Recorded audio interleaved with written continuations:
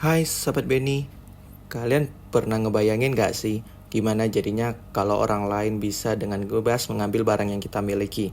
Gimana jadinya kalau kita kerja 24 jam tapi nggak dibayar? Atau gimana rasanya kalau hidup kita terus-menerus terancam? Mari kita perkenalan dengan hak asasi manusia. Jauh sebelum adanya hak asasi manusia, kehidupan orang-orang pada masa itu diliputi oleh bayang-bayang ketidakadilan, ketidakberpihakan, kejahatan, kekerasan, perbudakan, dan kelaparan.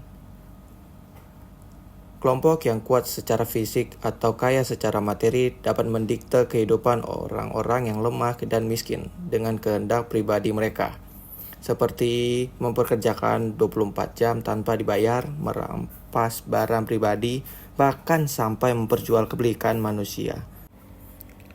Kenyamanan dan keamanan di kehidupan yang kita rasakan sekarang gak lepas dari perjalanan panjang hak asasi manusia. Maka dari itu, yuk kita berkenalan dengan hak asasi manusia. Pada 15 Juli 1215 atau abad ke-13 di Inggris, muncullah Piagam Magna Carta yang disebut sebagai tonggak awal perjuangan hak asasi manusia. Selain itu, Deklarasi Kemerdekaan Amerika Serikat pada 4 Juli 1776 juga menyatakan bahwa manusia diciptakan sama derajat oleh penciptanya. Semua manusia dianugerahi hak hidup, kemerdekaan, kebebasan yang tidak dapat dicabut oleh siapapun. Kemudian pada tahun 1947, UNESCO membentuk sebuah komite yang dipimpin oleh para intelektual, filsuf, dan ilmuwan politik untuk memfasilitas penyusunan Universal Declaration of Human Rights.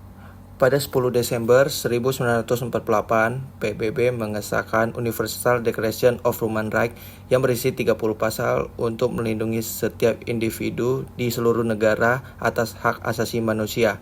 Apa saja 30 pasal HAM itu? Selengkapnya Sahabat Benny bisa klik link di pojok kiri atas ya. Dan 10 Desember juga dideklarasikan sebagai Hari HAM sedunia loh. Lalu bagaimana dengan HAM di Indonesia? Claimed our independence in August 45, we attached as preamble to our constitution the Pancasila. Dalam perjalanan sejarah negara Indonesia, perlindungan terhadap hak asasi manusia mengalami kemajuan, seperti dibentuknya Komnas HAM yang diwujudkannya dalam Undang-Undang Republik Indonesia Nomor 39 Tahun 1999 tentang hak asasi manusia, yang menyebutkan bahwa hak asasi manusia adalah seperangkat hak yang melekat pada hakikat dan keberadaan manusia sebagai makhluk Tuhan yang Maha Esa, dan merupakan anugerahnya yang wajib dihormati, dijunjung tinggi, dan dilindungi oleh negara, hukum, pemerintah, dan setiap orang demi kehormatan serta perlindungan harkat dan martabat manusia. Nah, jadi Sahabat Benny, dengan adanya hak asasi manusia, kita memiliki kesempatan yang sama dengan siapapun, tanpa memandang kekayaan, jabatan, warna kulit, agama, suku, atau negara untuk hidup, mendapat keamanan, pekerjaan, hukum, pendidikan, akses kesehatan, dan lainnya, sesuai dengan Universal Declaration of Human Rights. Lalu, siapa yang punya kewajiban untuk memenuhi hak asasi kita? Menurut Undang-Undang RI tahun 1945, Pasal 28I ayat 4 menyebutkan perlindungan, pemajuan, penegakan, dan pemenuhan hak asasi manusia adalah tanggung jawab negara, terutama pemerintah. Selain itu, Undang-Undang Nomor 39 Tahun 1999 pada Pasal 71, berdasarkan undang-undang tadi, negara dan pemerintah punya kewajiban memenuhi hak asasi manusia setiap warga negara tanpa terkecuali.